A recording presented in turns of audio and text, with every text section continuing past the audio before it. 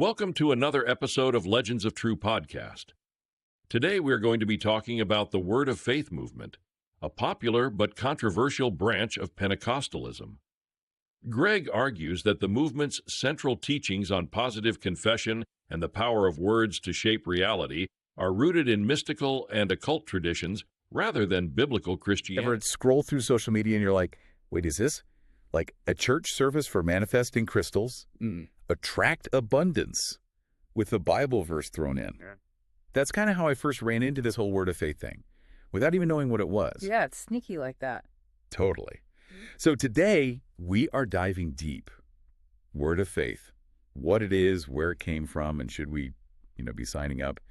And to help us unpack all this, we've got our Word of Faith guru. Guru might be a bit strong, but I'm happy to dig into it. You're right. Word of faith ideas, they pop up everywhere, even if people don't realize that's what they are. Right. Like it's blending in. You know those mega churches, the ones with their own TV networks?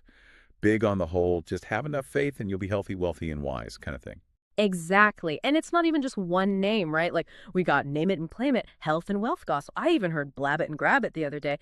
Makes you wonder, are they giving away free stuff? Right. So, okay, before we get lost in the theological game show, what are we even talking about when we say Word of Faith? So at its core, Word of Faith is all about this idea that faith itself, is an actual force, a power we can use to control our reality. Whoa, okay. Yeah. And a big part of that is positive confessions, believing that if you say what you want out loud, you can actually make it happen. Okay, so it's not just about believing in God. It's like believing I've got the same power as God to speak things into existence. That's a pretty bold way to put it. But yeah, that's the gist of it. And to really get where this all comes from, we got to rewind a bit. Most folks, when they think Word of Faith, they think Kenneth Hagin, Sr., the OG, right? Yeah, hard to forget his story. Sick as a teenager, stuck in bed. Doctors are like, nope.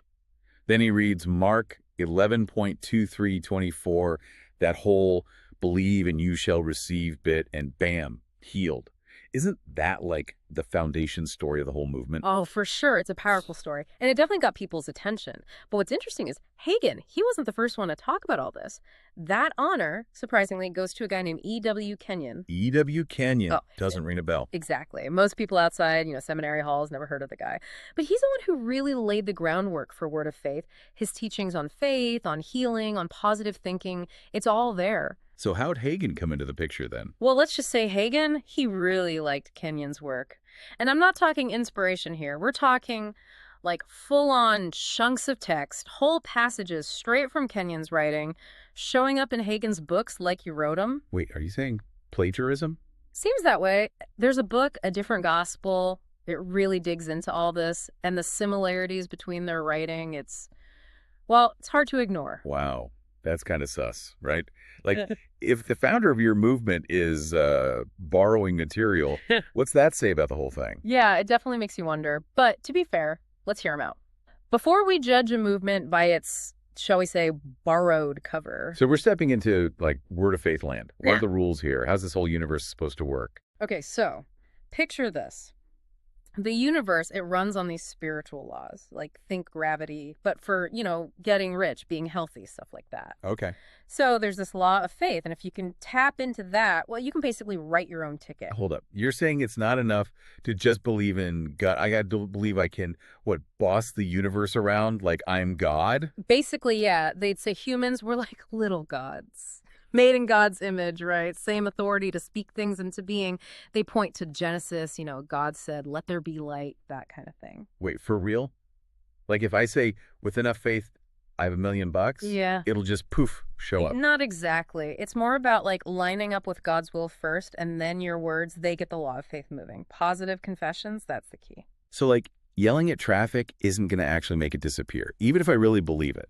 Probably not, but they'd say, complaining about it all the time, that's a negative confession. And that can actually block good stuff from coming your way. All right, so what about the stuff we don't manifest? The curveballs, getting sick, losing your job, flat tire on a big day. Where does suffering fit into this whole speak it into existence thing? That's the million-dollar question, right? And critics of Word of Faith, they hit on that a lot because the teachings, they kind of downplay suffering. Some even say it's always from a lack of faith, like you haven't fully embraced your inner little God power. So if I get, like, really sick because I didn't believe hard enough, seems rough. It can be a tough pill to swallow, for sure. They might say, sickness, it's all part of the curse of the law, and that, Jesus already dealt with that. Okay, new level unlocked. Yeah. Curse of the law. What are we talking about here? So in the Old Testament, you got blessings for following the rules and curses for breaking them. Word of Faith, they look at those curses as like poverty, sickness, even death, stuff that supposedly Jesus on the cross that took care of all that. So if we're covered, like, none of that should touch us. That's the idea, yeah. Yeah. They might say any hardship you face, it's either because you're not fully living in that freedom Jesus won for you, or it's a test. A chance to really flex those faith muscles, declare victory over the situation. I get how that'd be appealing. Like, hey, you have the power. Change your life. But got to be some downsides to thinking that way too, right? Oh, absolutely. And that's what we're going to unpack next. We'll look at some of the criticisms of Word of Faith, see what the Bible actually says, even hear from someone who used to be all in on this stuff until they started asking some tough questions. Okay, so we've explored Word of Faith land. We know the rules. But, like, are these rules even legit? Is this really what the Bible teaches? That's the big question, right? And to get some answers, we're turning to our guy Steve Gregg, remember? He used to be all about Word of Faith before he had a change of heart. Yeah, and he didn't hold back on digging into the Bible verses that Word of Faith loves to use. Like Mark 11.2324, that whole have faith in God, and whatever you ask for in prayer, believe you have received it, and it will be yours. Right, that one. Word of Faith says if you don't get what you prayed for, your faith wasn't strong enough. But Greg, he looks at the whole picture, the context of that passage, and he's like, hold up, Jesus isn't talking about some magic formula here. Not a spiritual vending machine. Nope. Greg says real faith, the kind Jesus is talking about, it's about trusting God's character, knowing he's good, he's in control. It's about our will lining up with his, not the other way around. Makes sense, because sometimes what we think we want, it ain't even what's best for us, you know? Totally. And this gets to another problem Greg points out. Word of Faith, it can make it seem like God's just waiting around to jump at our commands. Like we're the ones holding all the cards. Instead of the other way around. Exactly. The Bible's clear. God is sovereign. He's the one calling the shots. Even when we don't get it, he's working everything together for good, even the stuff that doesn't make sense to us right now. So it's less about us bending the universe to our will, more about surrendering to a God who's got the bigger picture in mind, even if we can't see it. Bingo. And that surrender, that trust, that's where real faith comes in. It's not some magic trick to make miracles happen. It's about holding on to God even when things are rough, even when we're confused. Okay, so if faith isn't a formula, how do we make sense of suffering? Especially when it just feels awful and pointless. I bet that's a question a lot of people are asking. You're not wrong. That's a question people have been wrestling with for centuries. No easy answers there. But here's what I keep coming back to. We're not alone in this. The Bible, it's full of stories about people who struggled, who doubted, who didn't get why God allowed certain things. Job, David, the list goes on. It's like those moments of honesty, of questioning, they're just as important as the times when everything's great. For sure.